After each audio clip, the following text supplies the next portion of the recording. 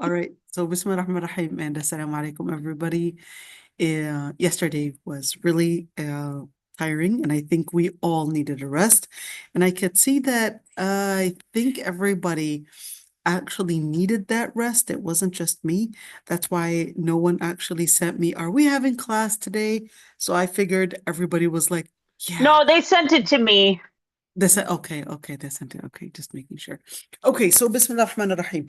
So we were doing وما الحياة الدنيا إلا لعب وله وللدار الآخرة خير الذين يتقون أفلا تعقلون. And we went in details with this ayah and lots of details. And then we went in قد نعلم إنه لا يحزنك الذي يقولون فإنهم لا يكذبونك ولكن الظالمين بآيات الله يجحدون. And we pretty much did an overview or an overall tafsir from the ayat, let's say from the ayat قد نعلم إنه لا يحزنك الذي يقولون up until I believe up until here. Okay. That's the overview tafsir that we did, not detailed and thorough. And then we went in certain details about the word يجحدون and about the word al-jahilin. And we went in lots of details about the word al-jahilin and the different occurrences that the word al-jahilin comes in and the meanings that it appears in or comes in, the context of those.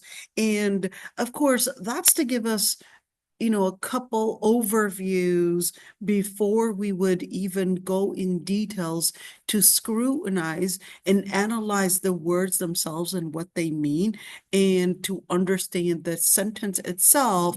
You cannot just use one meaning, but you actually have to look at the overview and the general words within the Quran and how in the different occurrences in the different contexts, how that word is actually used.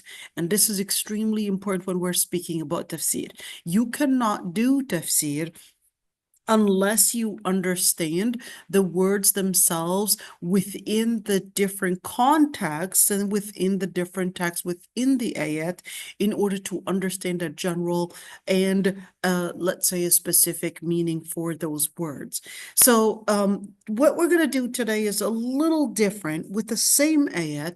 So you could see that I put some one line and two underlines. I was actually doing something before the class. And let me just show you what we're going to be trying to do, because the ayah was saying قَدْ نَعْلَمُ إِنَّهُ لَيَحْزُنُكَ الَّذِي يَقُولُونَ.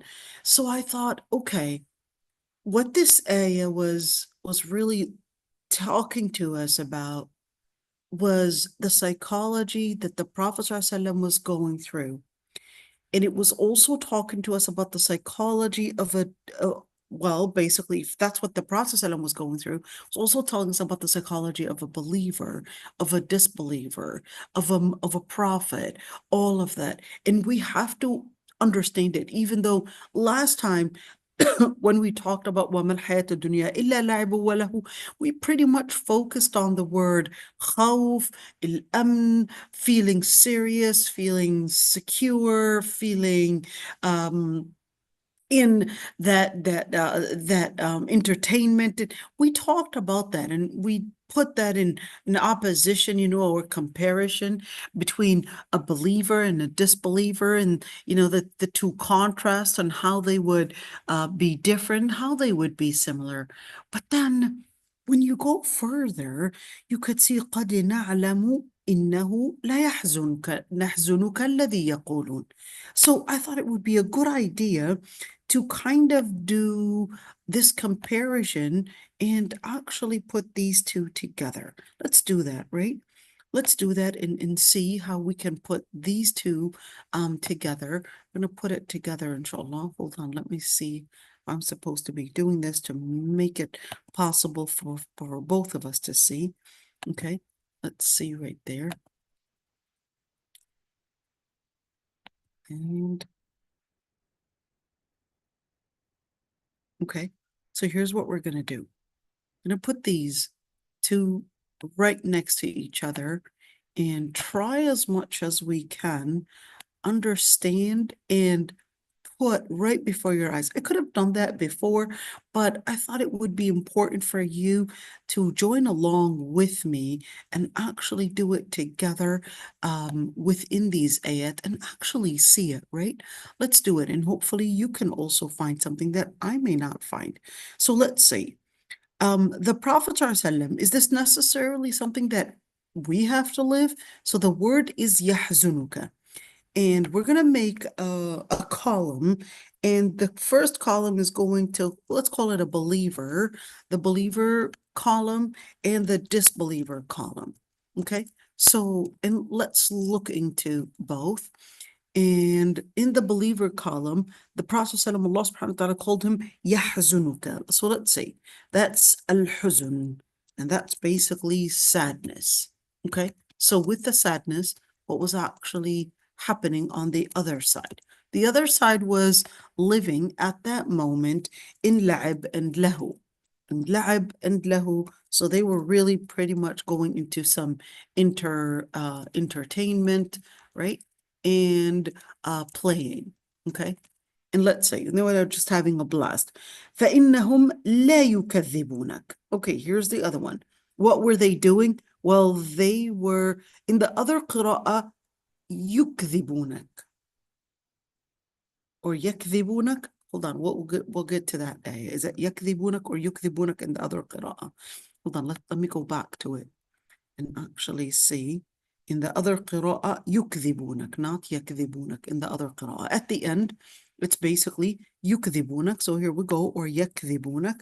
So we're seeing that they're engaging in disbelief, or if they're doing kadhib, let's write that word kadhib, okay? So يُكْذِبُونَك, we're talking about kadhib. They're basically living in denial, okay?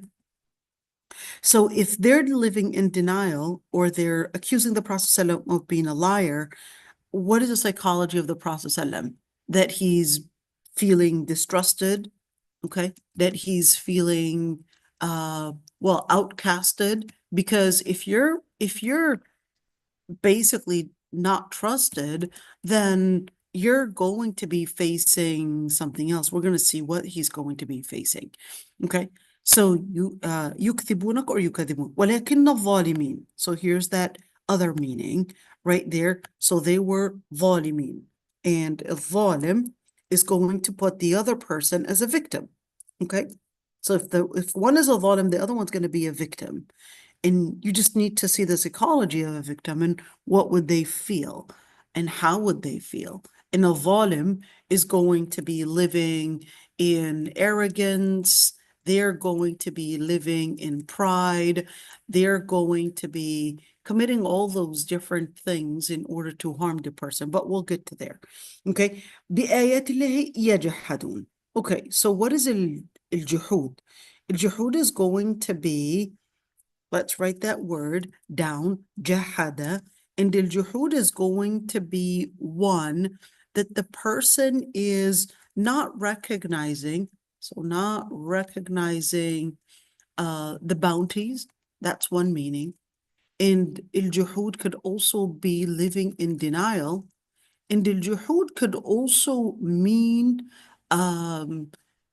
having an outer behavior. Sorry, but my V is gone. An outer behavior that is different from the inner faith and what the person actually feels, from inner feelings, or whether it's their, how they believe about something. Okay, so when you look at that al-juhud, in other words, the person is living in somewhat of a discrepancy with oneself. They recognize something, but they're practicing something else. So that's that discrepancy. Let's see. وَلَقَدْ كُذِّبَتْ رُسُلٌ مِّن قَبْلِكَ. So كُذِّبَتْ رُسُلٌ. So here we go. This is going to go with this one, that they were denied They were treated like outcasts. So من قبلك. When was that? So that was من قبلك. That was basically فصبروا. Okay. So what were the believers actually living in? Well, they were living in a sabr. So here we go. Comes with a sabr. What comes with a sabr? There's going to be patience, but the patience, it's an easy word and a fancy word, I would say, for the word pain endurance. So they were doing all that endurance for pain, and they were definitely working hard to not let the pain necessarily overcome them. So they were trying to hang in there, and there was lots of pain, which the ayah didn't necessarily go in details. But in another ayah in Surah al-Baqarah, Allah subhanahu wa ta'ala basically describes that what they endured was أم حسبتم أن تدخلوا الجنة ولما يأتكم مثل الذين خلوا من قبلكم مستهم البأساء والضراء وزلزلوا. And then those are the three things. So let's look at it. In Surah Al-Baqarah, مستهم البأساء الضراء and زلزلوا. In another ayah, Allah subhanahu wa ta'ala talks about not having food and not having safety. So what were they living in? They were living in fear and they were living in hunger. Wow, that reminds us of Gaza, doesn't it? Okay. So when you're looking al-ba'sa, al-dharra, and zulzilu. Al-ba'sa is going to be poverty. Al-dharra is going to be, as a result of poverty, you're talking about different types of harms, whether it's unemployment or whether it's probably illnesses that are coming with al-ba'sa, because if they're malnutrition, they're going to be they're going to be basically living in poverty, and that poverty is going to be bringing in illnesses because they don't have enough food to basically cover their expenses. Definitely, it's going to be not clean. They don't have enough water for hygiene, etc. It's going to be bringing in lots of illnesses. The word zulzilu, in fact, they were living in something that was similar to an earthquake. What does an earthquake do? Well, basically shakes what's underneath you, whether it's your own home, probably collapsing on your own head, or probably all the different things. You're not sure if you're going to lose it or not. That's zulzilu. Let's continue. فصبروا على ما كذبوا. So if this side was living in patience, what was this side living in? ظلم. Okay, so if this side was living in patience, let's look at it. This side was living in entertainment, playing, and this side was living in dhulm. Okay. وَأُوذُوا. Let's look at the word أُوذُوا. So I guess أُوذُوا. And we're going to put the word أُوذُوا. And البأساء والضراء is basically going to be in the أُوذُوا segment. Okay. It's going to be in the أُوذُوا segment. So if they're going to be living in الإيذاء, in such harm, who's going to be doing all the harm? Well, it's basically this believer column. They're the ones that are going to be living in somewhat of an entertainment in harming others. That's they're going to be their psychology. Remember, we're trying to do the psychology in contrast and trying to see what they would be living in. Okay, let's add more columns because there's a lot more to say, right? Oops. We're supposed to be doing it right here. Okay, I'm going to be adding more columns and inserting draw table. Okay, I'll be adding more columns and hopefully, oops, what are you doing here?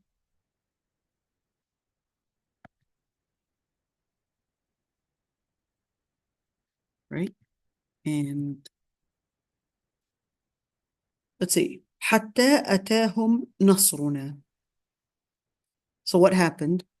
The result was this one getting victory and this one basically getting the defeat, right? That was the result. Okay. ولا مبدل لكلمات الله ولقد جاءك من نبأ المرسلين. So when you look at this segment of it, ولا مبدل لكلمات الله, that was going to be the theme or the reason for this. We're going to get to this one. ولا مبدل لكلمات الله. There's no alteration to the words of Allah subhanahu wa ta'ala. In other words, all the different behaviors, all the different things that you would say, you would just need to recognize that these things will not change in who gets the favor. Because Allah subhanahu wa ta'ala says, وَلَا مُبَدَّلِ لِكَلِمَاتِ اللَّهِ. There's no alteration in the decree of what Allah subhanahu wa ta'ala had decreed. There's no change. لِكَلِمَاتِ اللَّهِ. What is the لِكَلِمَات? الكلمة actually means word. Kalimat is plural, means words. But this isn't talking about just a word. This is talking about the decree. This is talking about all the different things that Allah subhanahu wa ta'ala had decreed, whether in the Quran or whether in al-Qadr. All of it would only be one thing, is that Allah subhanahu wa ta'ala had decreed something and nothing is going to change what He had decreed. So, لا مبدل لكلمات الله. Therefore, these behaviors or these results as a result of such behavior is not ever going to change the final outcast, which is who gets the victory. For the Lord Almighty is not an impulsive Lord, and the Lord Almighty decrees the matters, and He decrees the matters, and there's going to be وَلَقَدْ جَاءَكَ مِن نَبَإِ الْمُرْسَلِينَ, and you had received all the different messages from the prophets and the previous prophets. In other words, the stories. What messages? Well, this isn't a message that they would be sending you, but this is a story that you had received, and you had seen all the different details. Sorry about that.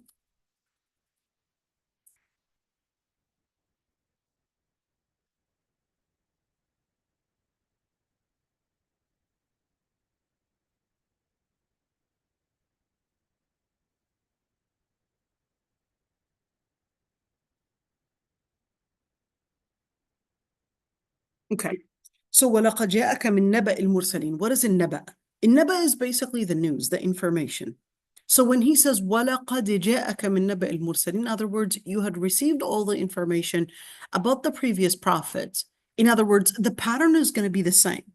The pattern about the previous prophets and how they were encountered when they had delivered the message, and how the disbelievers were behaving in, and how the believers were behaving in. He's telling him, وَلَا مُبَدِّلِ كَلِمَاتِ اللَّهِ. In other words, it's the same exact pattern, the same story in the past is basically going to be when the Lord Almighty did not change the outcome. He did not change the result of what the result of how the different ending is going to be, and neither is it going to be changed now. Same thing. So throughout history, the ones that were believers, they were living the sadness, they were being distrusted, they were outcasted, they were called terrorists, they were called all these names. They were the ones that were being threatened, they were the ones that were victims, they were the ones that had to endure a lot of pain. They were the ones that lost their jobs, lost their children, lost their homes, lost all of that. But at the end, Allah subhanahu wa ta'ala had given them victory. Yet, on the disbeliever side, they were living entertainment. They were the ones that had the money. They were the ones that were enjoying all that stuff on Hollywood and all that stuff in every single corner in their life. They were living in denial that there's ever going to be any accountability, that there's going to be any hellfire, that there's going to be any Jannah, that there's going to be, or there is a God or anything. They were living in denial. So what did they practice? Well, they started practicing the arrogance. They started living the pride. They were not recognizing at the end, not even recognizing the bounties. And eventually they basically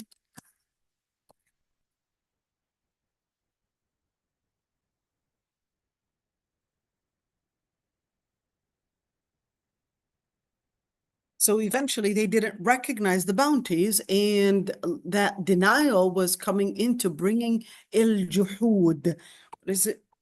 La ilaha illallah. Okay, just give me a second. Hello?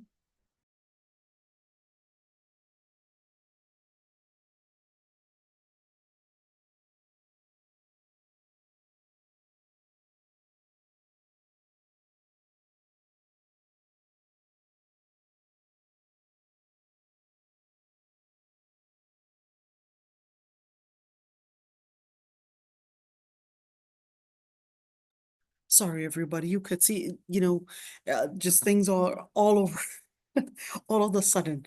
Okay, let's see. So now you look at وَلَقَدْ جَاءَكَ مِن نَبَإِ الْمُرْسَلِينَ, that Allah subhanahu wa ta'ala is telling us that's this part of that ayah. وَلَا مُبَدِّلِ لِكَلِمَاتِ اللَّهِ وَلَقَدْ جَاءَكَ مِن نَبَإِ الْمُرْسَلِينَ. They're actually connected to each other. And Allah subhanahu wa ta'ala is telling us, well, now that you لا مبدل لكلمات الله, there's no change in the words of Allah subhanahu wa ta'ala, there's no change in the decree, there is no change in the pattern. So if you want an evidence about the pattern, well, لَقَدْ جَاءَكَ مِن نَبَإِ الْمُرْسَلِينَ. Look into the stories of the previous prophets and the messengers, and you'll see the pattern is one. The pattern is one where you would see the victims, the Muslims, the believers, living in a type of life of being outcasted, being the victims, etc., and the disbelievers having that arrogance and thinking that they've got it all. So let's continue with those, with the same thing that we were doing. وَإِن كَانَ كَبُرَ عَلَيْكَ إِعْرَاضُهُم. So in the second one, you could see كَبُرَ عَلَيْكَ إِعْرَاضُهُم. كَبُرَ عَلَيْك, what was that meaning? So let's write that word down right here. كَبُرَ عَلَيْكَ. كَبُرَ actually means to have something actually be big. But this isn't talking about just him seeing something big. No. Although, yes, it is part of it. But what was actually something that was seen as big, or let's use another word for it. Here in Lugha Arabiya, it's big, but in English, we would use the word heavy. Why? Because in Lugha Arabiya, when you say something kabura alayka, you feel that it's so big, you put in this image of it, that it's so big that it becomes so heavy on you to bear. Okay? And what was that? That was their i'rad. What was that? That was big, their i'rad. What is al-i'rad? Al-i'rad is basically what they were practicing. What is al-i'rad? Al-i'rad is when you basically turn away. So what was he feeling? He was feeling that their rejection, them turning away from truth, was something that it was too big and too heavy for him to bear. So what were they doing? Well, they were turning away. He was basically being hurt, and it was something like it was so big, it was so heavy for him to bear. Let's see. فإن استطعت أن تبتغي نفقا في الأرض أو سلما في السماء فتأتيهم بآية. Was it that the Prophet ﷺ himself wanted and wished that he could do such a miracle? Or what was it? What was the miracle anyways? So even if you had the capability to build or to somehow open up a burrow in the earth, or even a sullaman fi sama, or have some staircase or stairway into the heavens and bring in a miracle for them, they would not actually believe. So is it that the Prophet ﷺ wanted a miracle like that? The answer is no. Allah subhanahu wa ta'ala this one is more of hypothetical. This is a hypothesis, and he's telling him that even if this was done right before their eyes, they would still not believe, because the issue is not looking for a miracle as much as they just want to reject it. Okay. وَلَوْ شَاءَ اللَّهُ لَجَمَعَهُمْ عَلَى الْهُدَى. And if Allah subhanahu wa ta'ala willed, He would have joined them on huda. So what happened here? What is the result of all of this? Number one is that there's the free will that was channeled towards faith. Well, towards Allah and towards faith. And there was another free will that chose to deny. So chooses to deny. Okay, that was the other free will. Let's see. فَلَا تَكُونَنَّ مِنَ الْجَاهِلِينَ. And do not be amongst the jahilin. Okay, so who's the jahil person here? Definitely is not the Prophet ﷺ. And that's why he said, فَلَا تَكُونَنَّ, and don't be amongst the jahilin. So who's the jahilin here? It's basically right here. And the Prophet ﷺ was amongst the, what's the opposite of jahil within this context? Would be a Muslim. Okay, would be a Muslim, would be a mu'min, it would be a salih. That would be the opposite of it. Okay, now let's look at this one. In the second column, we're seeing kabura alayka. It was a burden. It was feeling heavy, that he was feeling all of this rejection. And then, of course, what was the rejection coming from? One, that rejection that the Prophet ﷺ was investing in bringing in the da'wah, bringing in the enlightenment, but they were basically refusing and denying it. What was the outcome? These groups were basically the jahilin ones.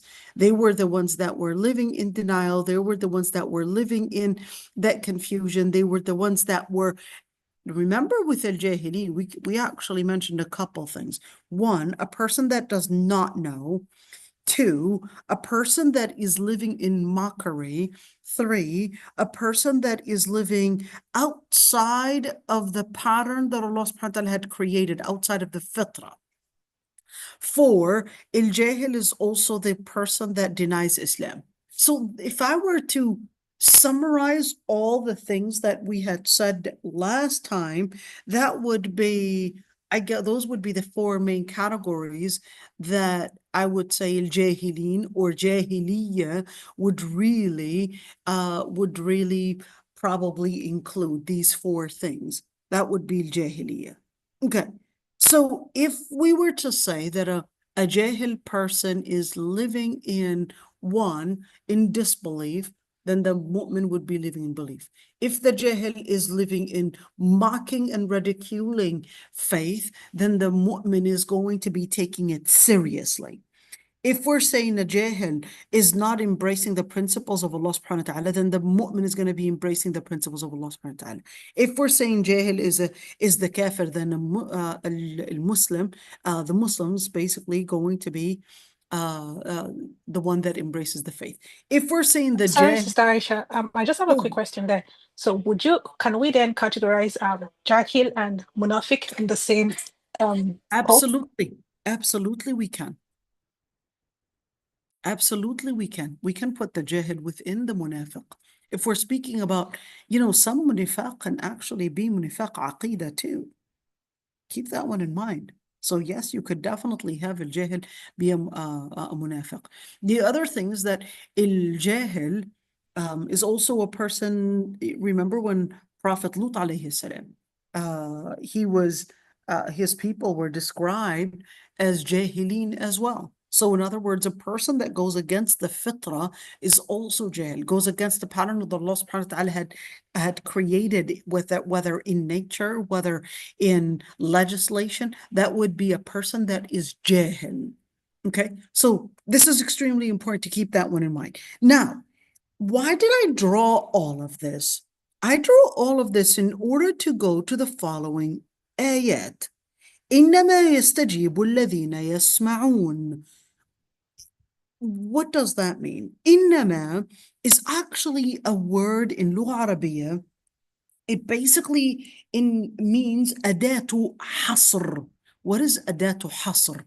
أداة حصر meaning that it is considering that it's specifying a certain group. Well, the only ones, what is al-istijaba? Al-istijaba is to respond to a call. But to respond, it doesn't necessarily just mean that, hey, okay, I hear you. No. To respond, al-istijaba actually means to embrace the call. To embrace the call means that you're putting it as a practice and you're coming forward to it. And that's why it said, الَّذِينَ يَسْمَعُونَ. Who are the ones that are really going to respond to the call? The ones that are going to take that call seriously? Well, the ones that are really hearing it. Well, wait a minute. I thought they were hearing it too, because in the previous ayat, we had seen that Allah subhanahu wa ta'ala said, وَمِنْهُمْ مَن يَسْتَمِعُ إِلَيْكَ. And you could see that the word يَسْتَمِعُ, okay, يَسْتَمِعُ had come with a ta. And here, it basically had come with no ta and just said يَسْمَعُونَ. Well, what's the difference? Usually, when you say يَسْتَمِعُ, it's a person that would have tentative listening and a person that is not just listening, but really taking the words in, let's say, in deep meaning and fully understanding something and fully knowing what is being said. But then the ayah previously, even though it said, يَسْتَمِعُ إِلَيْكَ, oh, they could hear everything. You were to ask them to repeat the words. You may even see them analyzing the words, maybe even giving you the part of speech for each and every single word, but that does not necessarily mean that they were capable of comprehending it.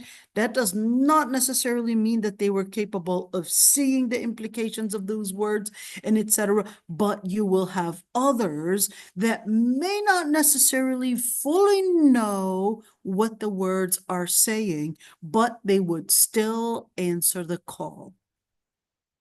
See, some people, they may not even have the full ilm to fully understand what is being said, but إِنَّمَا يَسْتَجِيبُ الَّذِينَ يَسْمَعُونَ. But the ones that would really answer the call would be the ones to really have that faith on the inside and not necessarily the complete ilm. Anyhow, yet وَالْمَوْتَى يَبْعَثُهُمُ اللَّهُ ثُمَّ إِلَيْهِ يُرْجَعُونَ.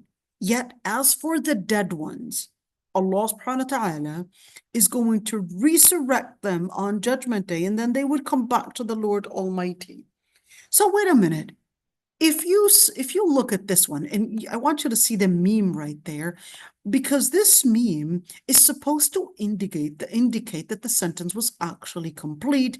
And when you look at this one, I would say, you can probably put a punctuation right there and probably put a semicolon. So إِنَّمَا يَسْتَجِيبُ الَّذِينَ يَسْمَعُونَ.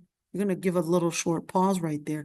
وَالْمَوْتَى يَبْعَثُهُمُ اللَّهُ ثُمَّ إِلَيْهِ يُرْجَعُونَ. Now that's a different sentence.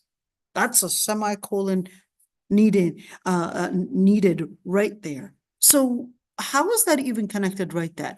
If it says the ones that really are capable of hearing, they would be the ones that would respond to the call. And then it says, وَالْمَوْتَى يَبْعَثُهُمُ اللَّهُ ثُمَّ إِلَيْهِ يُرْجَعُونَ. And the dead, Allah subhanahu wa ta'ala will resurrect them, and then they would come back to the Lord Almighty. How is that, these two sentences, how are they related to one another? Number one, il-mawta is supposed to be the dead. Is this talking about the dead being resurrected?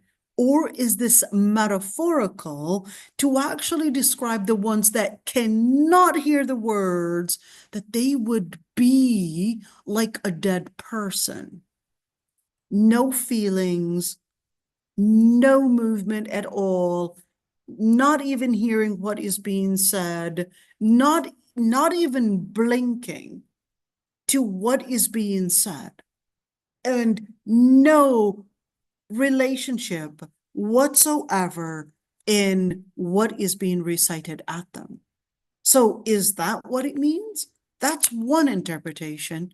The other interpretation said this is not a metaphorical, but this is basically saying, well, the ones that would answer the call are basically the ones that would really hear it and would really comprehend it fully. But regardless whether they had heard it or not, at the end, the second interpretation, وَالْمَوْتَى يَبْعَثُهُمُ اللَّهُ, whether they had chosen to hear it or not hear it, that doesn't change. The truth of the matter is that لَا مُبَدِّلَ لِكَلِمَاتِ اللَّهِ. That doesn't change, that the truth of the matter is that there's no change in the decree of the Lord Almighty, and that at the end, the dead, they will be resurrected, in other words, and encountering their fate.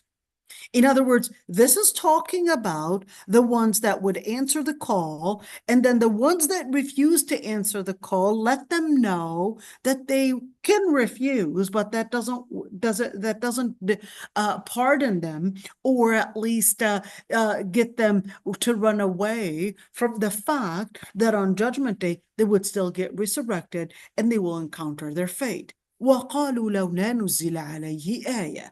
And they said, if if he had received the message and received a miracle. That's when, of course, the ayah would respond with that miracle and say, okay, so you wanted an ayah, you wanted a miracle. Okay, where's that? Okay, hold on.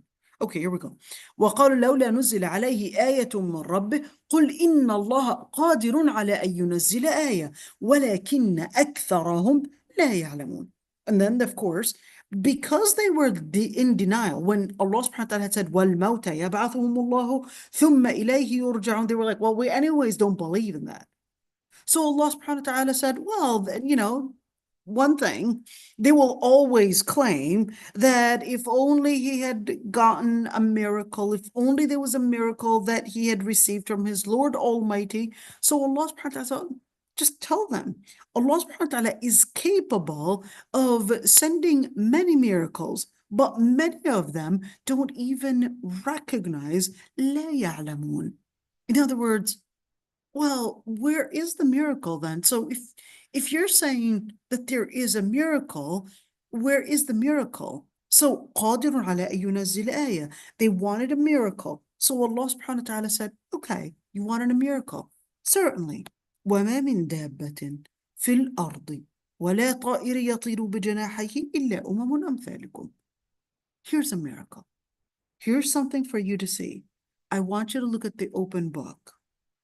And see in that open book, every single animal that steps and walks on ground, and every single bird that flies with their wings is nothing but similar nations to you. Where's the miracle in that? The miracle, Allah subhanahu wa ta'ala says, مَا فَرَّطْنَا فِي الْكِتَابِ مِنْ شَيْءٍ. There's nothing left that the book itself, meaning the Quran itself, did not actually bring to you as to bring to your attention for you to see the patterns and how the patterns is speaking of one.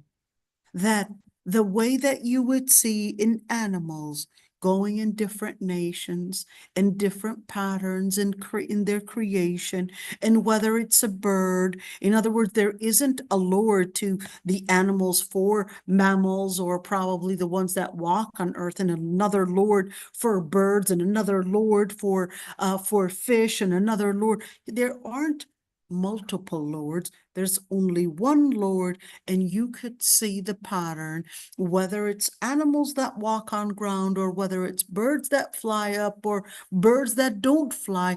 At the end, you see one pattern in the creation that you would see in the world around you. Ironically, of course, in the theory of evolution, they misunderstood the pattern and thought that that proved that things were created from one cell, and then that basically went into different types of evolution and evolved, and therefore what you see is nothing but survival of the fittest, and then eventually you would see all these different creations that basically had come according to the theory theory of evolution, that it's basically coming from one cell just basically working its way out. But Allah subhanahu wa ta'ala was telling, well, you misunderstood the pattern. Yes, indeed, they're very similar in many ways, but this is to show that it is one Lord Almighty that had created these patterns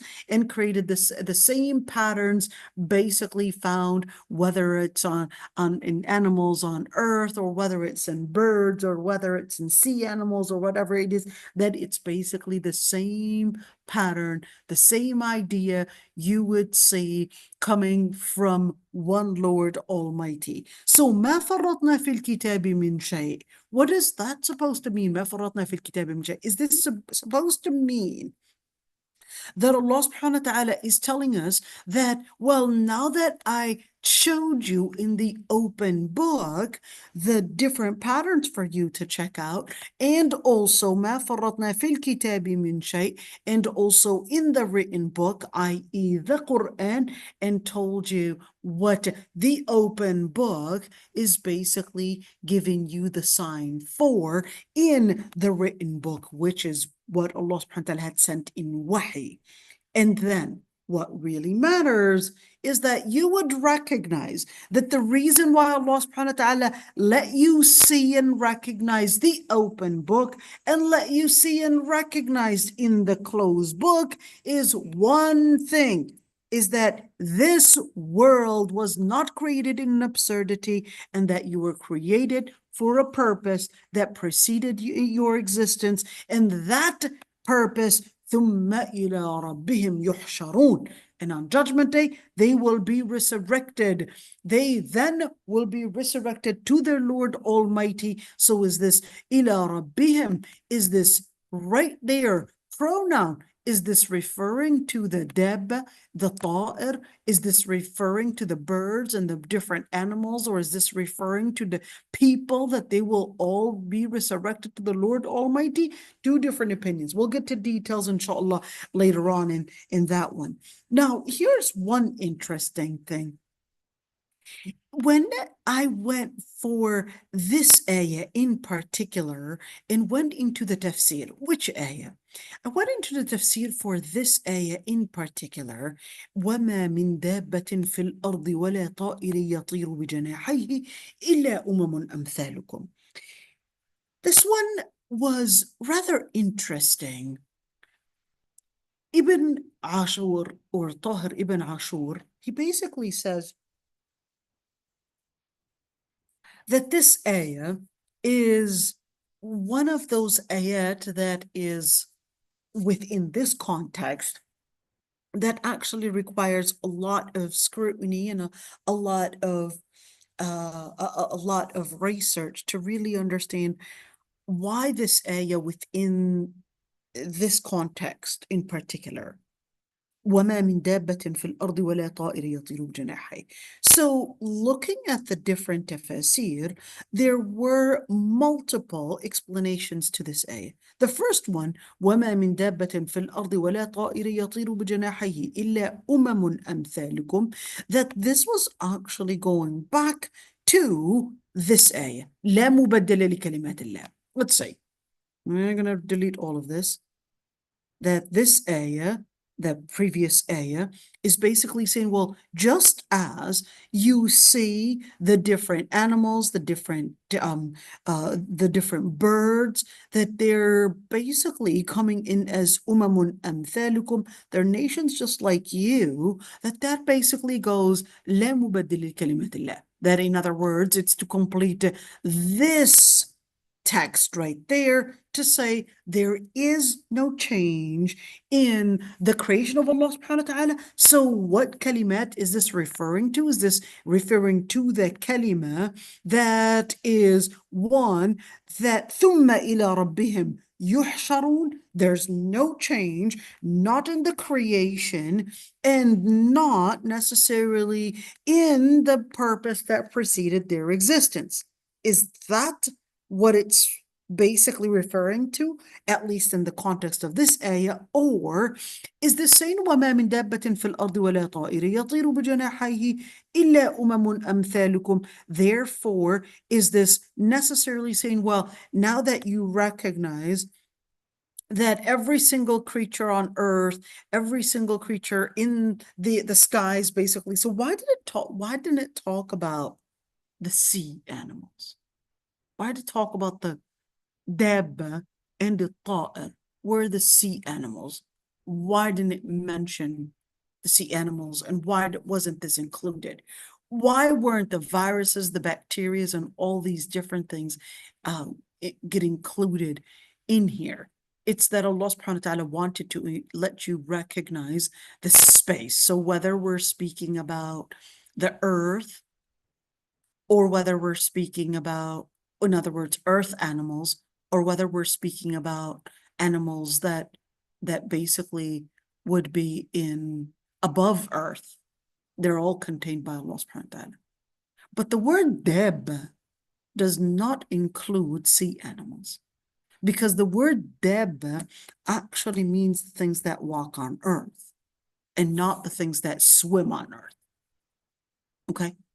But some scholars actually said, well, dab and ta'ir is to make it as inclusive, and that's to let us know whether something is walking or something is not walking on earth, that they could never get away from the encompassment of the Lord Almighty, because the sea animals are already encompassed by water. So this is, in other words, talking about the encompassment of the Lord Almighty, whether these animals are walking or whether they're not walking. Because the animals that are in the burrows, those aren't, or probably living and not necessarily walking on earth, just like snakes. The snakes, they don't لا تدب على الأرض. They don't walk on earth. They basically, what do they call that in Arabic? We call it zahf. In English, what do they call that in English? What? Snakes don't crawl, do they? Whatever, you understand what I'm saying. Okay. So when you look at it, dabba is only for something that walks on earth. But Allah subhanahu wa ta'ala mentioned the two spaces. This is talking about spaces right there. The space on earth, the space above earth is all contained by Allah subhanahu wa ta'ala. So when he said, إِلَّا أُمَمٌ أَمْثَالُكُمْ, to let us know and see the patterns, that if you're looking for, that Allah subhanahu wa ta'ala is qadir, that is the relationship with it, is that Allah subhanahu wa ta'ala is qadir ala an yunazzila ayah ولكن أكثرهم لا يعلمون, that Allah subhanahu wa ta'ala is capable of sending different miracles for you to see. That what are these miracles? The miracles that you would see in seeing, this is one side of it, in seeing the different creatures that basically walk on earth or fly in the skies, that they're all basically the sign and a miracle of the Lord Almighty. And now this is an ayah for you to see, an ayah meaning a miracle for you to study. And here's that context of that ayah. The third interpretation actually said, well, the context of this ayah, وَمَا مِن دَابَّةٍ فِي الْأَرْضِ وَلَا طَائِرٍ يَطِيرُ بِجَنَاحَيْهِ, when it said إِلَّا أُمَمٌ أَمْثَالُكُمْ, they said, well, the context of it is that إِلَّا أُمَمٌ أَمْثَالُكُمْ is the context. How? Well, because they said the context of it is saying, well, letting you recognize that Allah subhanahu wa ta'ala is capable, and for you to see that there are these creatures that are similar to you, and therefore, this one's pretty ironic, and that you would see that some of the creatures that are around you are similar to you, and therefore you could study your behavior, you could study yourself, and you could study how you would relate to that dhikr in the same way. Some would basically bark back at that dhikr, some would listen to it, others might actually run away, others might attack, others might that. So this one's a pretty strange interpretation or tafsir, but I wanted to mention it despite. And it's quite strange how these scholars that actually had given this tafsir for it, how they had actually come with this tafsir, but like I said, I'm going to mention it despite. And they said, what this is actually speaking of is the different psychology of different people. That you would see certain people behaving like different animals. And that أُولَّا أُمَمٌ أَمْثَالُكُمْ is basically telling them, well, the way that you are behaving is similar to a lot of the different animals that basically would relate to the different bounties that are coming at them. Some would just eat and drink and not be thankful, and others they would be thankful, and others they would embrace the ni'mah, and others would just eat and drink and not even see the purpose to it. That one's pretty strange in the tafsir, but I thought it would be important to mention it. Okay, let's continue with that ayat.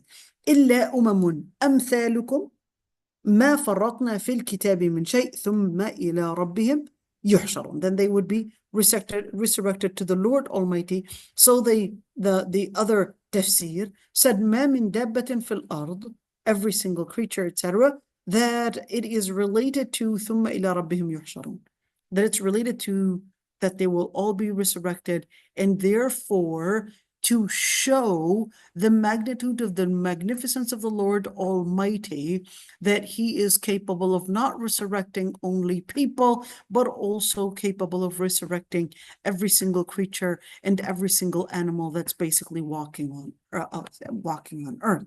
Okay, now let's go back to Tafsir al-Qurtubi and really see, oh dear, and really see what in Tafsir al-Qurtubi, okay, what happened? Okay, my Tafsir al-Qurtubi is not feeling good today. Hold on, it'll turn on.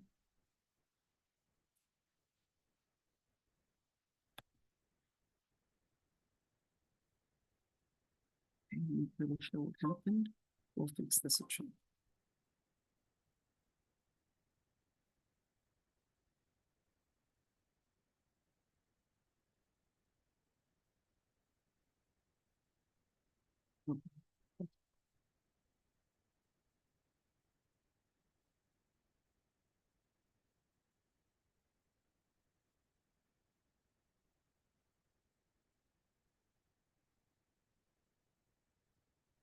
I think I'll have to go out and come back or something.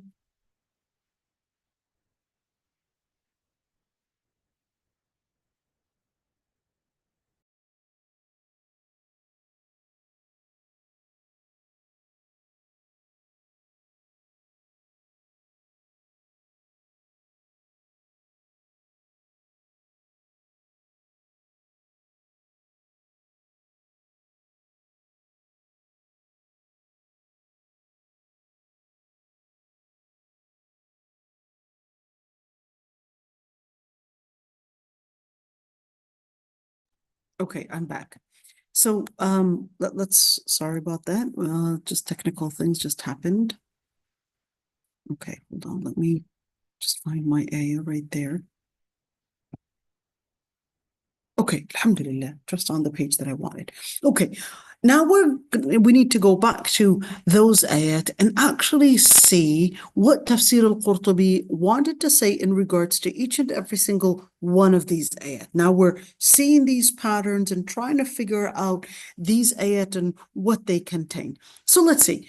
In Tafsir al-Qurtubi, قد نعلم إنه لا يحزنك الذي يقولون فإنهم لا يكذبونك. Is this the beginning of that place of tafsir? Yes, it is.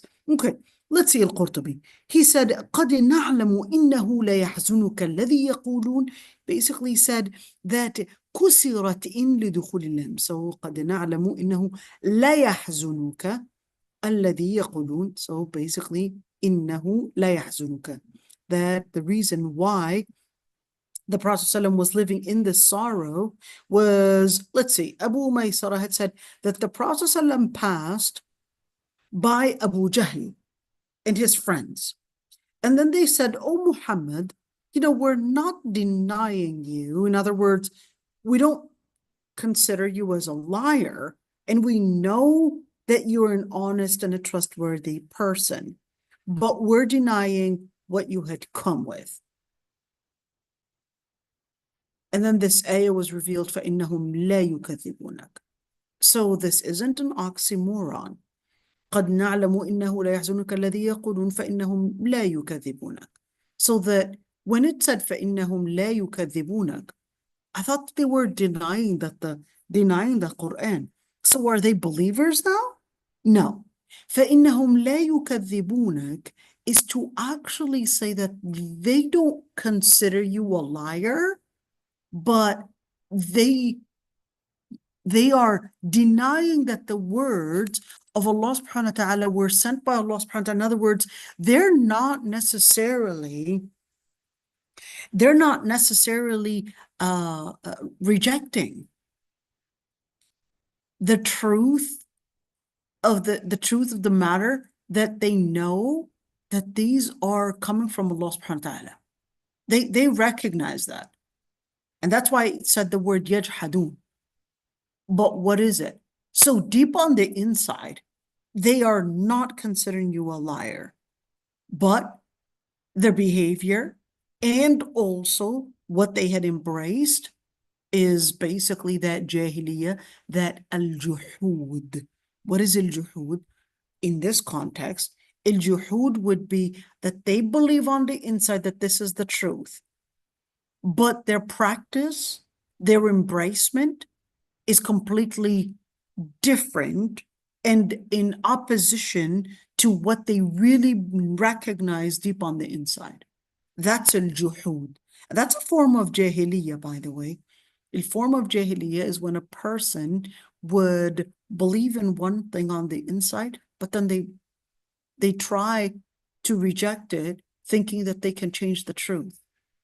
ولكن الظالمين بآيات الله. So why did he call them ظالمين? Let's see what al-Qurtubi says. Okay, so وَلَقَدْ كُذِّبَتْ رُسُلٌ مِّن قَبْلِكَ. Hold on, let's see right there. ولكننا نكذب ما جئت به فنزلت الآية. Let's look at number 4, and it was mentioned in أسباب النزول للواحد. Let me just comment on that one. Many people would think just by looking at أسباب النزول للواحد. Number 1, أسباب النزول للواحد is one of those books. It's not the only book that was basically written to speak about the reasons for different ayat and why they were revealed. It's important to mention, not every ayah do we necessarily have a sabab nuzul for it. Not every single ayah do we necessarily have a reason for the reason why it was revealed. Because some ayat were revealed not necessarily for a reason. Meaning a context at the time, at least. Okay? It's not that there's no reason. Okay? There's a wisdom behind it, but not necessarily a context to why that ayah was revealed. Okay?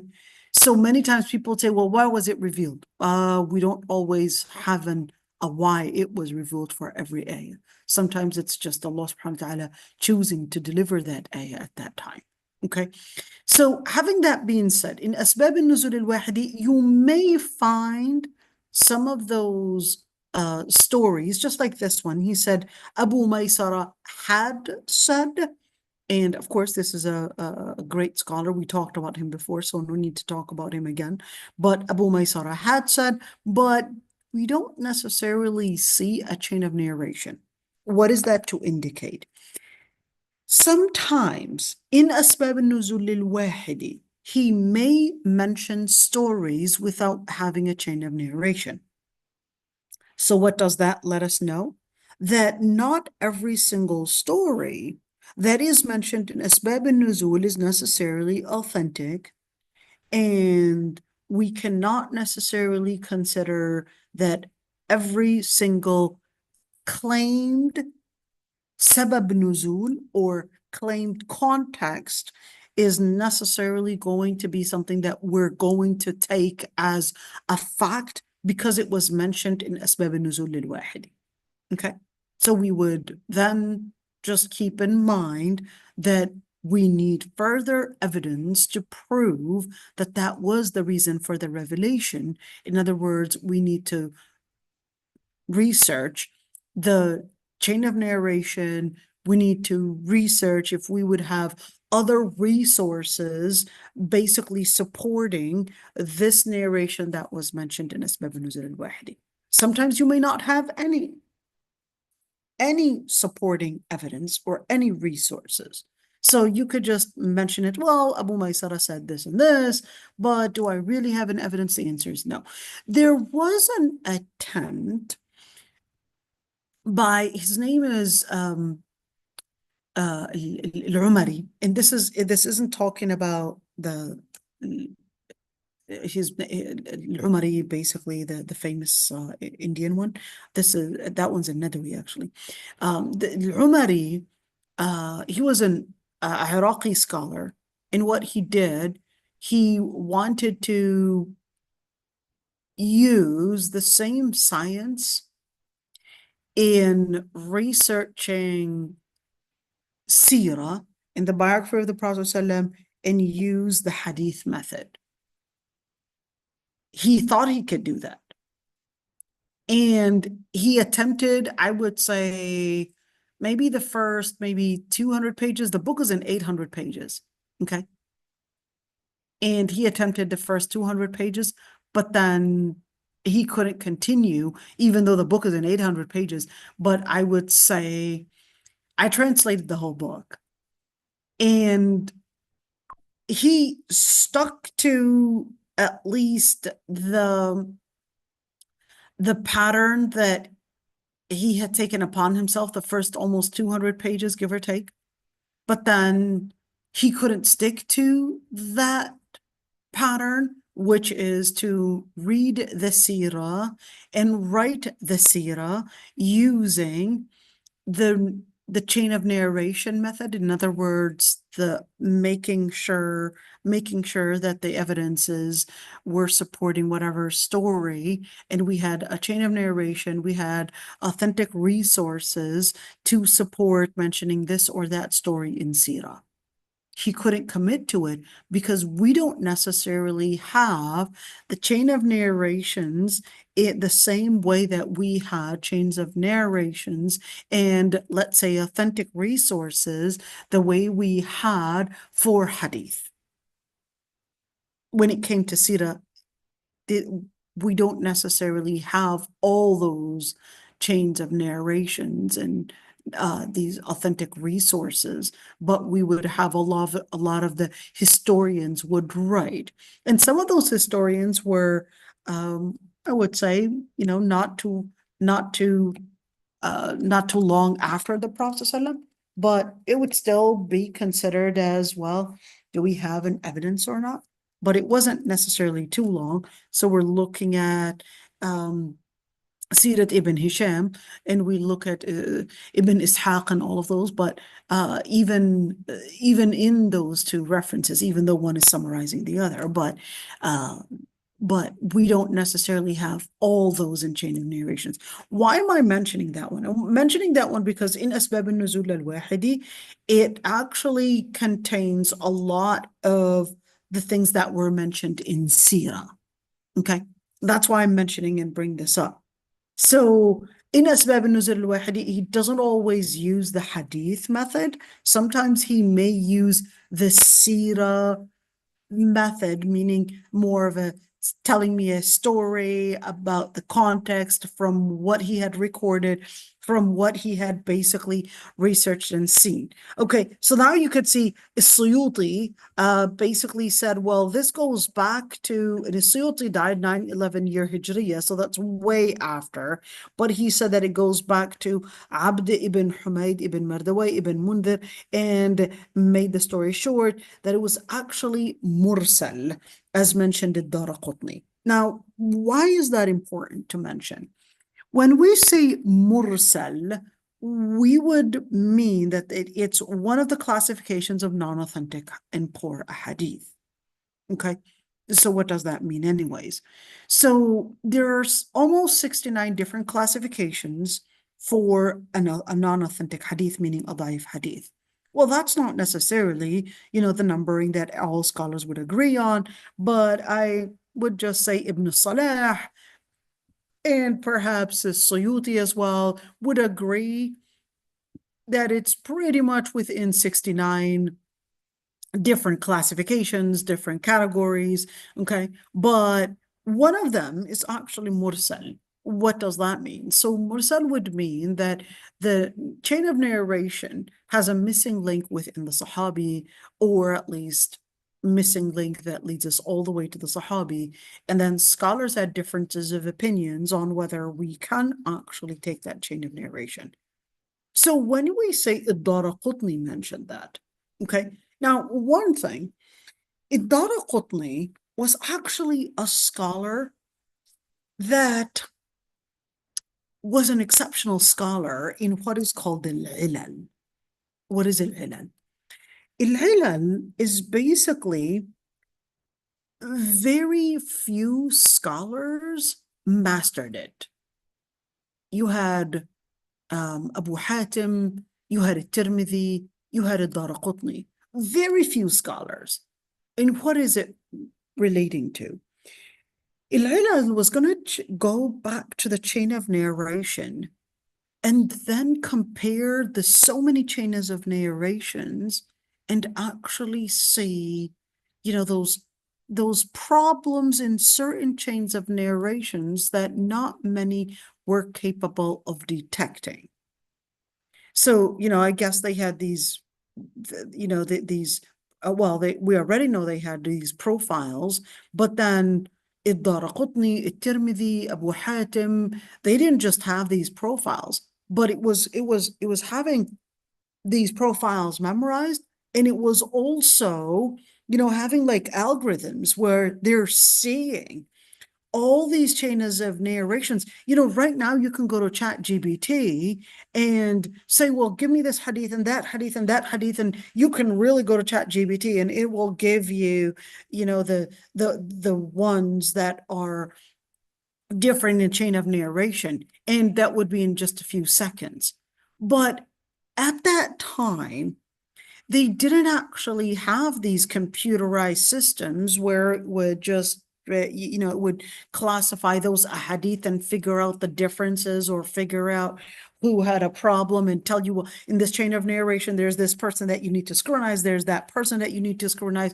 No, they had to memorize it, and they had to basically use the traditional way and actually memorize those chains of narrations, memorize those profiles, and based on that memory, they needed to figure out where those chains of narrations were different, and who in those chains of narrations was basically having a note based on the other scholars that research and scrutinize these narrators, which one actually had a problem, whether in their memory or whether in their relationship with the different narrators, etc. So it was a lot of work. And that's why Ad-Daraqutni actually was one of those scholars that was specialized in this rare ilm in hadith. It's called al-ilal.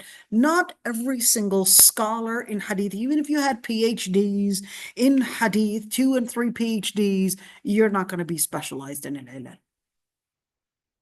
But, it's worthy of mention that we do have very few scholars, and some of them, like, for example, you had At-Tarifi, for example, you had some very few scholars that are actually imprisoned in Saudi Arabia and in Egypt as well, that are actually masters in al-ilal.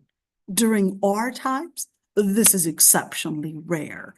But it's so sad to see that some of those scholars being imprisoned, despite the fact that they are considered as the masters in those sciences. Instead of appreciating them, we're imprisoning them. Allahu al-musta'an. Okay, another thing about ad-Daraqutni. You know, in his book, he actually had this book, and it's in 4 volumes. But here's the thing.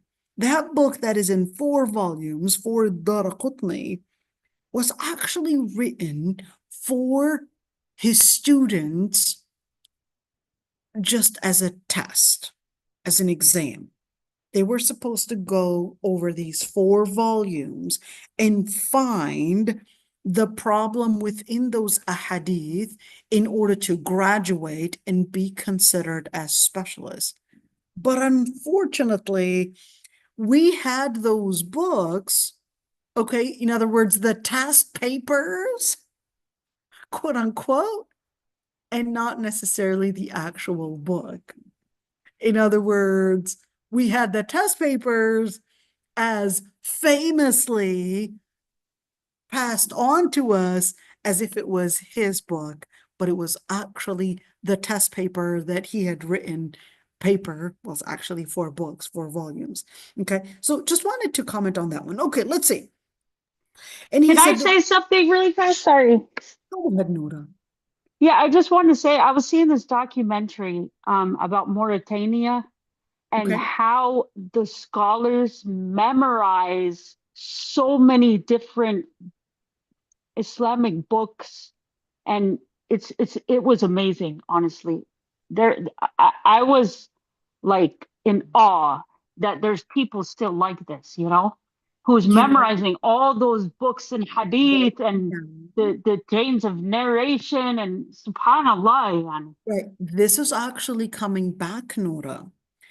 Mashallah, we're having young boys right now invest their time and use different techniques to memorize. And right now we have in Turkey, we have in Syria, we have in Egypt, we have in Morocco, we have in different places all around the world. Very few, but it's coming back, and you're going to see these young boys that are right now memorizing all these volumes, and based on the past method, based on the system back then, and you're going to see these young boys that are right now, I would say blossoming soon, and We you're need the going. girls too. We need the girls too. I mean, at least I know that there are boys out there. I don't know if girls are really, doing the same, but definitely. All right. So, but inshallah, Rabbil Alameen, we'll see. That's amazing. It really makes us feel like so little with our ilm. Absolutely. Absolutely. Allah al-musta'an. May Allah subhanahu wa ta'ala give us ilm. Okay, let's see. قرئ يكذبونك مخففة and مشددة. So what does that mean? He said, well, it was said that it was really the same meaning. I want you to look at this one. He said, it was said it was really the same meaning. So يكذبونك or يكذبونك. So here we go. فإنهم لا يكذبونك or لا يكذبونك. Wait a minute. Some said it was really meaning the same thing, but let me just comment on one thing. Is that when you have a shadda in a word, okay, the shadda can basically indicate that something is in a gradual process, or can indicate something that is exaggerated. Not to mean exaggerated like a hyperbole, but we're speaking about exaggerated to mean intense. Okay, meaning consistent in something, and therefore it's basically an intense form of applying this verb. So what are we talking about? For example, in this context, يكذبونك, meaning that they are insisting in denying you, in basically regarding you as not trustworthy. But then you would see that that al-Qurtubi had basically said, well, the context is that they had said that they know and recognize that he was trustworthy, but they just didn't want to believe in the words. So here, this ayah is basically saying, well, they don't necessarily regard you as a liar. In other words, this is what is this actually saying? This is basically فإنهم لا يكذبونك. This is for the later people to also know that this is a testimony that the disbelievers themselves had basically stood to recognize and endorse the Prophet endorse the Prophet's honesty. So فإنهم لا يكذبونك, it's not to describe them as believers, but this is to say that they are endorsing you. They're the ones that are living in a discrepancy with themselves. They recognize that you're a person of honesty, and despite that, even though they really are committed to, that's that shadda right there, they're committed to believing that you're not a liar and that you're a person of honesty, but despite all of that, they would choose to live in discrepancy with themselves and actually continue to practice al-juhud. To practice al-juhud, to practice denial, to practice the reality of what they would know. Okay, let's see. So here, ruwiya, and we said when we see the word ruwiya, qila, that this is basically in the passive voice, is to indicate that al-Qurtubi is not necessarily endorsing this narration, or he's not necessarily considering it as necessarily the highest level of authenticity. Let's see. أن أبا جهل قال النبي صلى الله عليه وسلم إنا لا نكذبك ولكن نكذب ما جئت به فأنزل الله عز وجل فإنهم لا يكذبونك. Okay, here's the other narration. But so if this narration is coming with the same idea as this narration, why not just, blend them together and that's it? Because in hadith, we don't just blend narrations like that because, it's the same idea. No, we would actually use the same quote, the same context, the same wording, and we would say, here's our reference to this one or that one. So let's see. Number 8, this is our resource. أخرجه الفراء في معاني القرآن. Okay, and النحاس من طريق ناجية ابن كعب.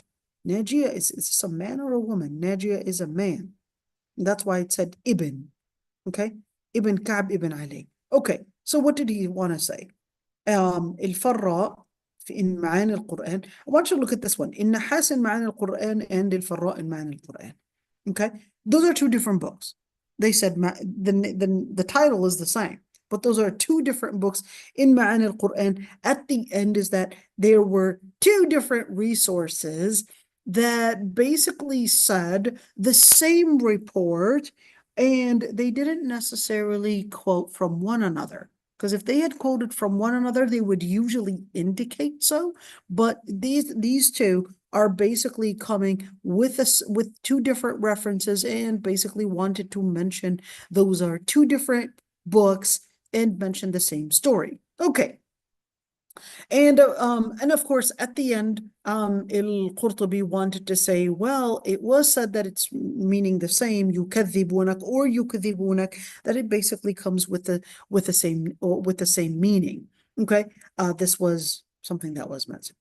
Okay, and he said, yuqawwi hadha, that what intensifies that this qira'ah, يكذبونك. He said that Ibn Abbas, أن رجلا قرأ على ابن عباس, and a man had recited upon Ibn Abbas فإنهم لا يكذبونك مخففا, and Ibn Abbas said فإنهم لا يكذبونك لأنهم كانوا يسمون النبي الأمين. So what did he say? He said يكذبون. So Ibn Abbas basically had a man recited this in front of him, and Ibn Abbas said فإنهم لا يكذبونك, and then he explained why in the other qira'ah, I guess يكذبونك فإنهم لا يكذبونك, and he said because they had believed that the Prophet ﷺ was actually the trustworthy. In other words, they were the ones that were living in discrepancy with themselves. That's why يكذبونك, meaning that they do not necessarily call you a liar, because they recognize that you're an honest person and a trustworthy person. Okay. Now, فَصَبَرُوا عَلَى مَا كُذِّبُوا. let's go for قوله تعالى فصبروا على ما كذبوا وَلَقَدْ كُذِّبَتْ رُسُلٌ مِّن قَبْلِكَ, and many other prophets were basically denied. كُذِّبَتْ. So where were the prophets? Were they called liars? Or were they recognized to being trustworthy? Just like Prophet ﷺ was called al-Amin, but despite that they were called liars. All the prophets and the messengers actually had, let's call it a clean, good record before even being announced as prophets. A clean, good record. All the prophets and the messengers actually were coming as clean record, were known for their trustworthy, were known for their integrity, were known for their honesty, and were known for their mannerisms, were known for being people of commitment and people of principle. All prophets and messengers. In other words, no prophet, I mean, that's not what you would find in the Old Testament and the New Testament. In the Old Testament, New Testament, you would see that some prophets, one would commit incest with his daughters, and the other one would probably come and, I don't know, go and ask for the foreskin of the Palestinians, and what are these disgusting stories? Okay, you would actually have that in the Old Testament. But in the Quran, no prophet, in fact, well, according to the New Testament and the Old Testament, not the New Testament, but the Old Testament, is that Dawood alayhi salam and Sulaiman alayhi salam were not even prophets. Okay, so in the end, in the Quran, it basically regarded that all prophets had come with a clean record. So فإنهم لا يكذبونك, and وَلَقَدْ كُذِّبَتْ رُسُلٌ مِّن قَبْلِكَ, that it's you're coming with the same record of a clean record from the past, but they were still denied, they were still basically rejected. فَصَبَرُوا عَلَى مَا كُذِّبُوا, but they were patient in their reaction to, of course, to the way that the disbelievers had rejected the words of Allah subhanahu wa ta'ala.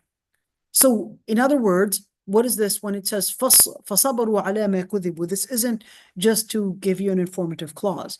The inference is, well, you also embrace the same type of patience. So what is that supposed to mean? You know, it's kind of like saying, well, this is how the story had begun.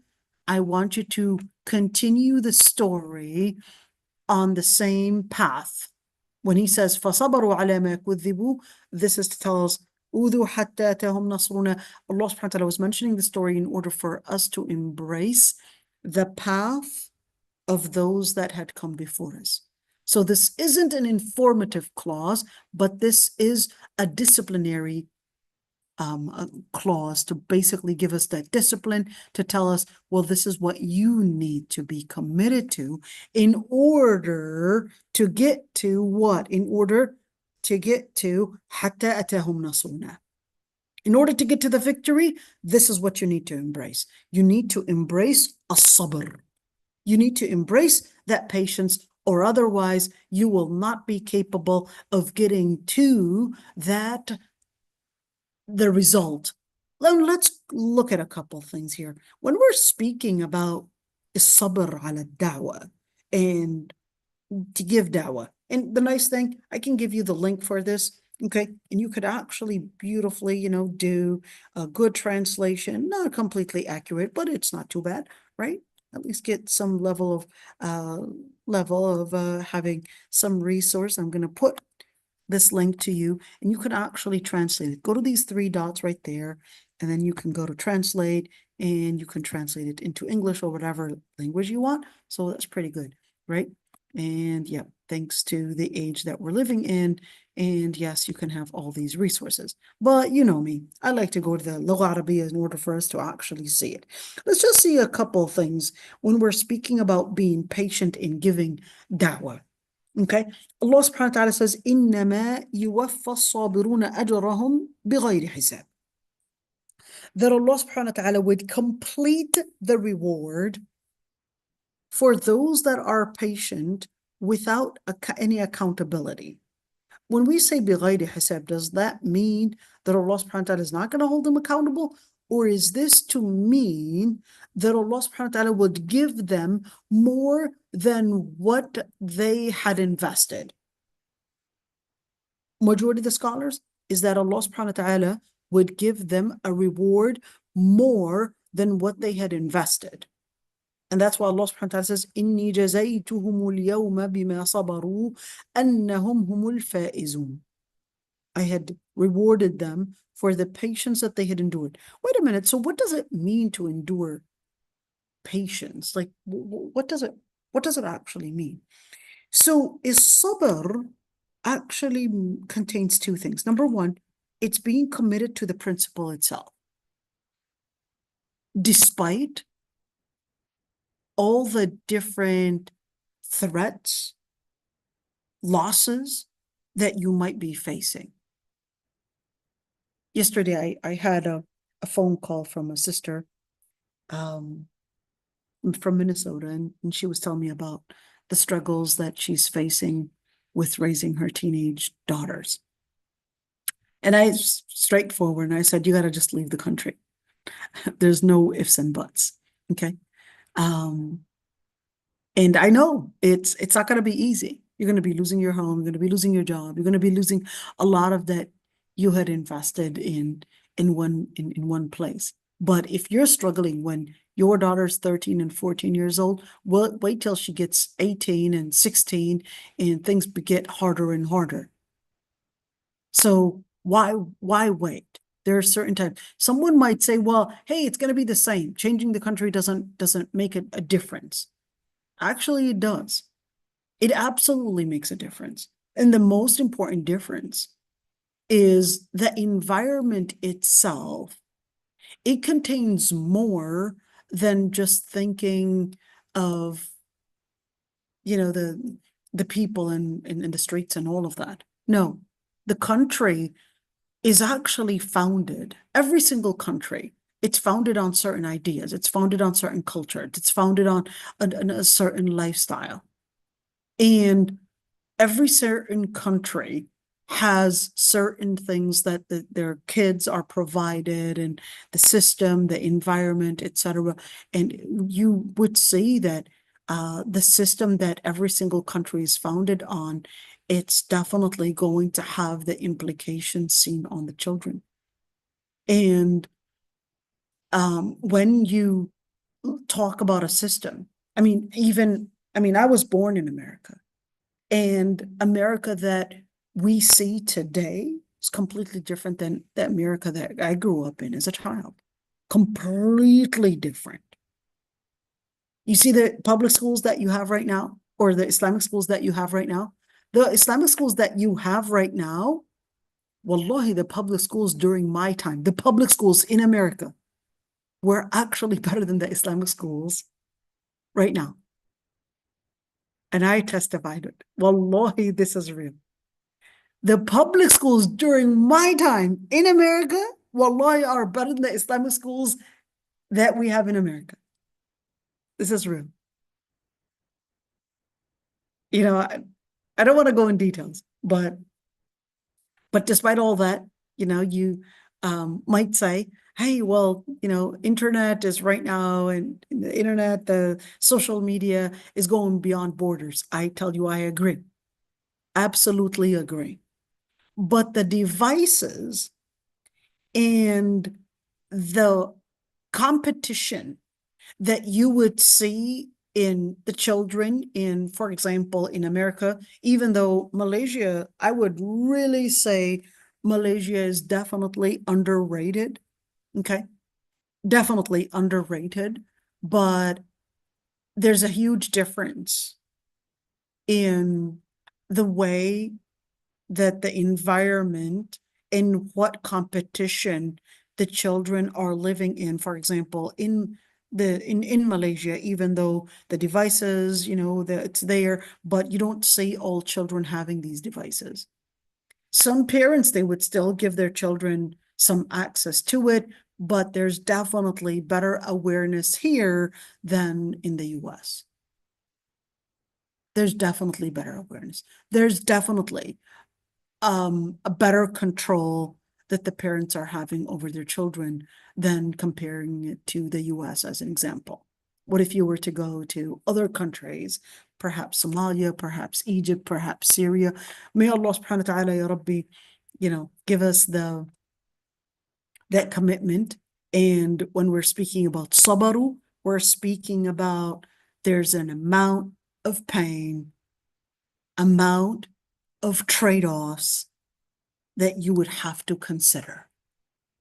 You can't get dunya and akhirah at once. منكم ما يريد الدنيا ومنكم ما يريد الآخرة. You have to decide on your own.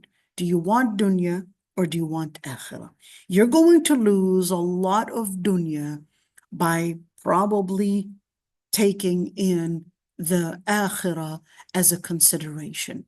You might lose your home, you might lose your card, you might lose your income. You're not going to get the same kind of income. You're going to lose a lot. But a person that is seeking al-akhirah, they don't look at the loss, but they look at the victory that they will be getting. They will redirect their vision. I'm looking for a victory. I'm looking for an investment. I'm looking for a win that Allah subhanahu wa ta'ala defines as a win, and not necessarily the loss that I will consider as dunya. Okay, so إني جزيتهم اليوم بما صبروا أنهم هم الفائزون. So what will they look at for a believer? They will basically look at that they will be the ones that are faizin. They will be the ones that are successful. They will define success based on the Quranic definition of success, not based on the dunya definition of success. And that's what Allah subhanahu wa ta'ala says, Wallahu yuhibbu sabirin. Allah subhanahu wa ta'ala loves the sabirin. What comes with mahabbatillah? What comes with mahabbatillah? One, mental health. It'll be better. Spiritual health. It will be in place. If Allah subhanahu wa ta'ala loves you, you'll guarantee that Allah subhanahu wa ta'ala is going to give you the embracement of His rahmah, even in this dunya. And He said, وَلَئِن صَبَرْتُمْ لَهُوَ خَيْرٌ لِلصَّابِرِينَ. If you are patient, then it's going to be better for the patient ones. And Allah subhanahu wa ta'ala, then, يَا أَيُّهَا الَّذِينَ آمَنُوا اصْبِرُوا وَصَابِرُوا وَرَابِطُوا وَاتَّقُوا اللَّهَ لَعَلَّكُمْ تُفْلِحُونَ. So what's the difference between isbiru wa sabiru? Isbiru is that you would actually embrace a sabr. Sabiru, I'm trying to hang in there. At least I'm pretending to be patient, but the truth of the matter, I'm actually failing at times. That's al-musabara. Al-musabara, that's why the Prophet ﷺ in the hadith, الصبر بالتصبر, الحلم بالتحلم. What does that mean? In order to be a person of patience, you don't just say, I'm patient, but in the beginning, you might actually embrace it like not a pro. You're faking it till you make it. That's the truth. Every single one of us. That's that sabiru. Sabiru, fake it till you make it. Fake that sabr for yourself, not for other people, but fake it for yourself. Try to live it. Try to take those baby steps. You're like, I'm going to be patient. I'm going to be patient. When in reality, you're probably feeling all the pain. You're about to scream, but you're like, I'm going to hang in there.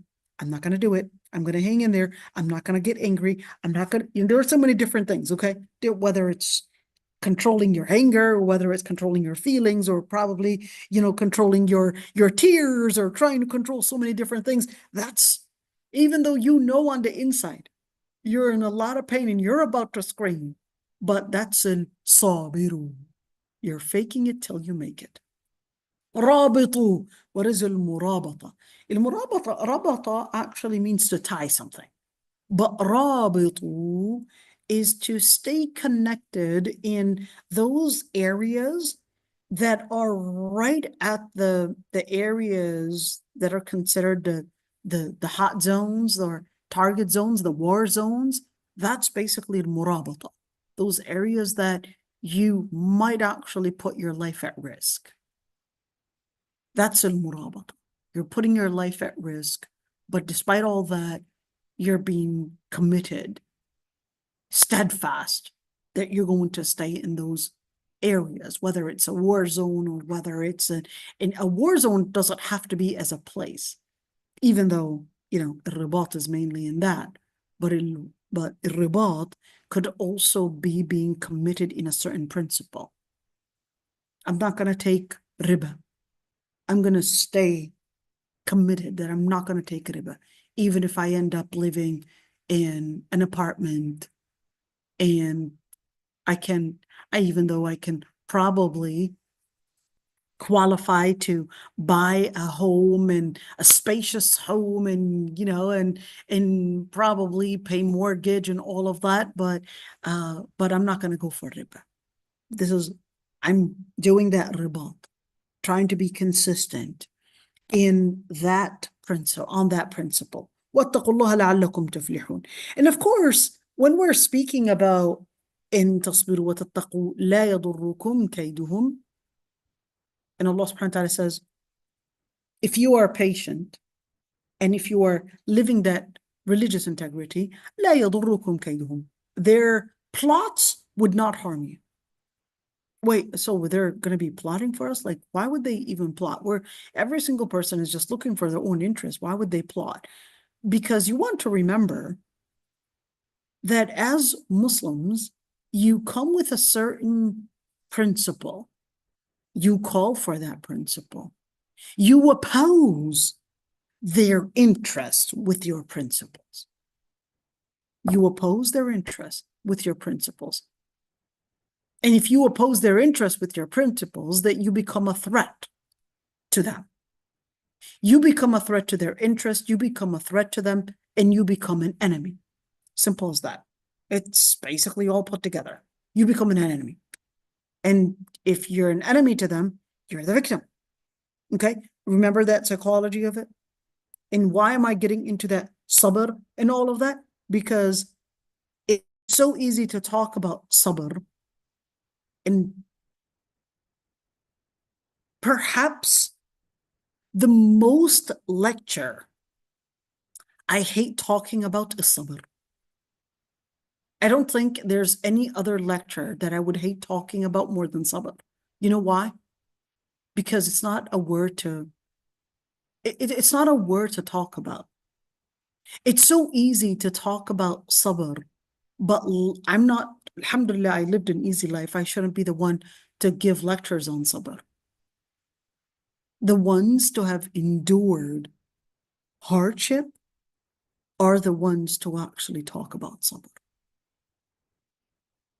Are the ones to talk about what it means to lose a loved one, what it means to live in poverty, what it means to live in a life of illness or whatever it is.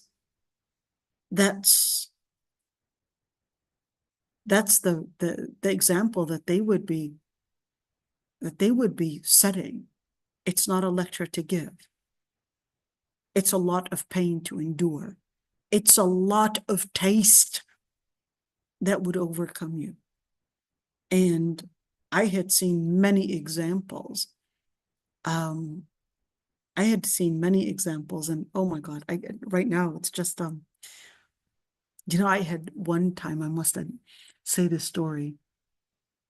Al-Hajja Aisha, she was an old lady from Bethlehem, and she would come to Masjid al-Aqsa every single day, and just sit in this corner. She couldn't even read or write. She would just hold this, you know, subhan, like the beads, and just do the tasbih every single day from Bethlehem. And Bethlehem is not that close, by the way, to Masjid al-Aqsa. You know, at the time, it was almost a 40-minute drive. Okay, at the time. It's supposed to be closer, but Israel has all these different checkpoints, so gets into a, you know, 40-minute right now. And one time I asked her, I said, where are your children? Are you married? Do you have any children? Every day we would see her in Masjid al-Aqsa, and she would always be smiling with a full smile, like she had no trouble in her life. And she said, yes, I had 11 children. I said, what happened to them? Do you have any grandchildren? She said, no, they all died in 1 year. I said, 1 year? What? A whole roof collapsed over their head? Said, no. The first one, a trailer, boom, bumps into them, just crushes them, and they die. The second one falls from the roof. The third one gets a dangerous disease and dies. The fourth one, each one had a different case and a different story, one after another. All the 11 die in 1 year, and keeps the smile on her face. And all of them were boys. You know, subhanAllah, how is it that these people are capable of maintaining this rida? And I would always hear her for hours and hours. The most tasbih that she loved saying was Alhamdulillah, Alhamdulillah, Alhamdulillah. A lesson to learn. It's not the PhD that you might have.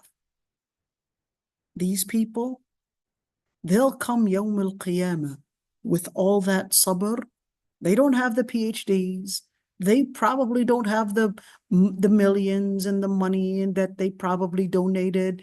Oh, you know, when she's walking in Masjid al-Aqsa, you would just think she's just an old lady, just walking and just sitting in this corner, can't even read even the Fatiha. You know, she's reading the Fatiha, no tajweed, just a simple lady, just a simple lady. But you'll be coming on Judgment Day, نحسبها كذلك. And you'll see that these people are at the forefront of those that would make it to Jannah. They didn't have all these labels. They were barely recognized. But then you would see them at the forefront. Barely recognized. Ya Rabbi. Allah yarhamha, Ya Rabbi. She died a couple years ago. Allah yarhamha, and I'll never forget her. And Allah yarhamha, Ya Rabbi. Remember her, Hajja Aisha. ادعو إلى سبيل ربك بالحكمة والموعظة الحسنة وجادلهم بالتي هي أحسن. So if we're going to do da'wah and we're being persecuted, and definitely when it said لا يضركم كيدهم, that their plots should not harm you. What is that supposed to mean? I mean, certainly that there's a plot, certainly. Are we supposed to be consistent, or should we just attack and just, hey, just like they're attacking us, harming us, let's attack back? So there are actually steps to it. Number one is that ud'u ila sabili rabbika bil hikmati wal maw'izati al hasana. What we're supposed to be doing is calling for the path of Allah subhanahu wa ta'ala bil hikmah, with wisdom. What is wisdom? Wisdom is when you don't let your impulsive behavior, your emotions determine what's right. And you would let the principles that you carry out and also the result that you want to get to basically be what determines what behavior and what choices you would make. الموعظة الحسنة والموعظة الحسنة. What is الموعظة الحسنة? So this is talking about the motive, and this is talking about the skill and the method that you would use. الموعظة الحسنة, a good kind word. In other words, reach out to the heart and don't try to just overcome and win the argument and then end up really practicing this, let's call it, you're defending yourself and not defending haqq, and then you take things personal. وَجَادِلْهُمْ بِالَّتِي هِيَ أَحْسَنُ. And it's okay. جادلهم You gotta debate. It's okay. Debate in what is actually taking us into the best of the argument. Okay. And what are you going to do? Well, you're going to be embracing one thing. That is going to be your motto. The motto that you're going to be practicing is هذه سبيلي أدعو إلى الله على بصيرة. That's that slogan, or is it supposed to be what you embrace? هذه سبيلي. This is the path that I would be committed to. What is it? هذه سبيلي, سبيلي meaning my path. The path of what? The path of Allah subhanahu wa ta'ala. أدعو إلى الله على بصيرة. I would call to the path of the Lord Almighty على بصيرة. What is على بصيرة? Like basar or basira? Basar means to see. البصيرة is insight. So أدعو إلى الله, meaning I call to the path of Allah subhanahu wa ta'ala on a path that is based on insight, or to the path that is based on insight. Well, it's not only just myself. أنا ومن اتبعني. And whoever follows me, they basically, myself and those that follow me, they're basically coming with the same path, with the same commitment, is that they would basically stick to the Lord Almighty. وَسُبْحَانَ اللَّهِ وَمَا أَنَا مِنَ الْمُشْرِكِينَ. And then glorify Allah subhanahu wa ta'ala. Why subhanallah? Because I'm not trying to glorify myself. I'm glorifying Allah subhanahu wa ta'ala. And I'm not associating partners with Allah subhanahu wa ta'ala. So what should we embrace then? وَاصْبِرْ وَمَا صَبْرُكَ إِلَّا بِاللَّهِ. And just be patient. And that patience, وَلَا تَحْزَنْ عَلَيْهِمْ وَلَا تَكُ فِي ضَيْقٍ مِّمَّا يَمْكُرُونَ. And don't necessarily be in sorrow. Wait a minute. I thought Allah subhanahu wa ta'ala said, وَإِن كَانَ كَبُرَ عَلَيْكَ إِعْرَاضُهُمْ. I thought Allah subhanahu wa ta'ala said, كَبُرَ عَلَيْكَ إِعْرَاضُهُمْ. So here it is. So why is Allah subhanahu wa ta'ala telling him, لا تحزن عليهم, even though in the ayah that we had seen, قد نعلم إنه لا يحزنك الذي يقولون. So here it is, the Prophet ﷺ practiced huzn. Why are you telling me not to practice huzn in another ayah? Here, Allah subhanahu wa ta'ala says, قد نعلم إنه لا يحزنك الذي يقولون. And now the other ayah is actually telling me, ولا تحزن عليهم. Okay, there's a difference. In this ayah right here, when Allah subhanahu wa ta'ala said, قَدْ نَعْلَمُ إِنَّهُ لَيَحْزُنُكَ الَّذِي يَقُولُونَ, he was saddened by what they were saying, the rejection, and by al-juhud, he was saddened by it. That's basically a believer. They're saddened by the way that people would reject. But at that one point, you're going to be basically embracing a sabr. وَلَا تَحْزَنْ عَلَيْهِمْ. At the end, once you deliver the message, you're going to recognize that there is a pattern that Allah subhanahu wa ta'ala created. And what is that pattern? That Allah subhanahu wa ta'ala had given people free will to choose. And that's why Allah subhanahu wa ta'ala tells him, وَلَوْ شَاءَ لَجَمَعَهُمْ عَلَى الْهُدَى. He would have been capable of creating all of them with no free will, but one will. That is the will to live in faith. He would have created them to live with only one will, no free will to choose. But that's why Allah subhanahu wa ta'ala is telling him, فَلَا تَكُونَنَّ مِنَ الْجَاهِلِينَ. In other words, recognize the reality, the patterns that Allah subhanahu wa ta'ala created in this life, that some are going to choose but nothing but hellfire, and others are going to choose faith. Now, recognize these patterns, recognize the decree that Allah subhanahu wa ta'ala created in this world, and by recognizing it, you're basically then leaving things to Allah subhanahu wa ta'ala. And when you leave things to Allah subhanahu wa ta'ala, then you're going to recognize وَلَا تَحْزَنْ عَلَيْهِمْ. You're going to recognize, don't let that overcome you, because there's a point you just got to leave this to Allah subhanahu wa ta'ala. So therefore, وَلَا تَكُ فِي ضَيْقٍ مِّمَّا يَمْكُرُونَ. Don't let that be as something that would put you like as if you're squeezed. الضيق or الضيق. What is that? الضيق or الضيق is when you feel like you're so squeezed, like you cannot get outside. You just feel that everything is just closed up on you. You're trying to go out. but this is overcoming you in such a strong way that you just feel you cannot think about anything else. You're not able to move on and live your life and probably go on with your life because your mind is just so fixated. For example, that this woman's parents, they're not Muslim. And what if they don't make it to Jannah? That's a dayq.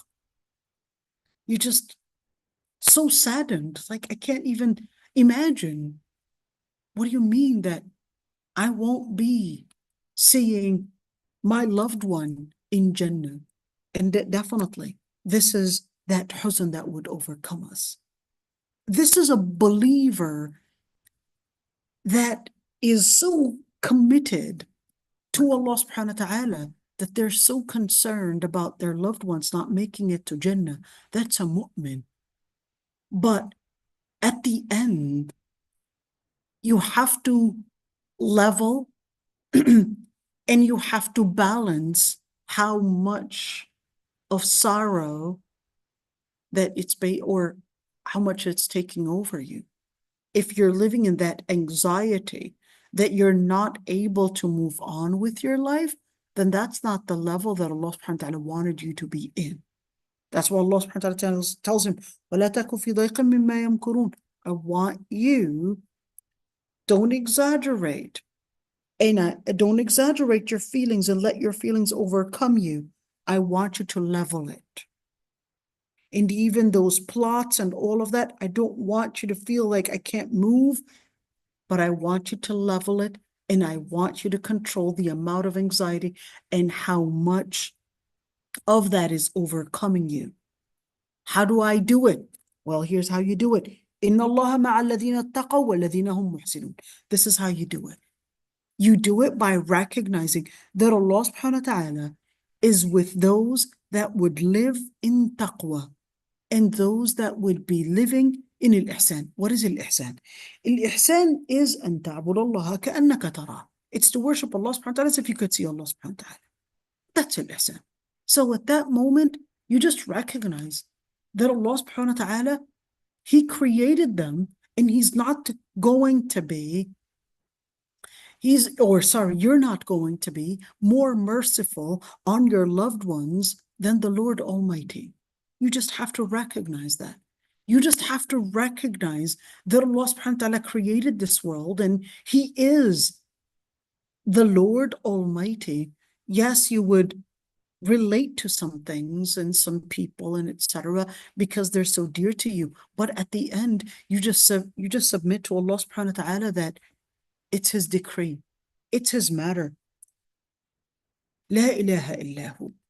So Allah subhanahu wa ta'ala says, فَاصْبِرْ كَمَا صَبَرَ أُولِو الْعَزْمِ مِنَ الرُّسُلِ. So what should I have? You have to have al-azima. You have to have that azima, that commitment, that honor, that steadfastness. Just like the prophets before, they had lived it. وَلَا تَسْتَعْجِلْ لَهُمْ.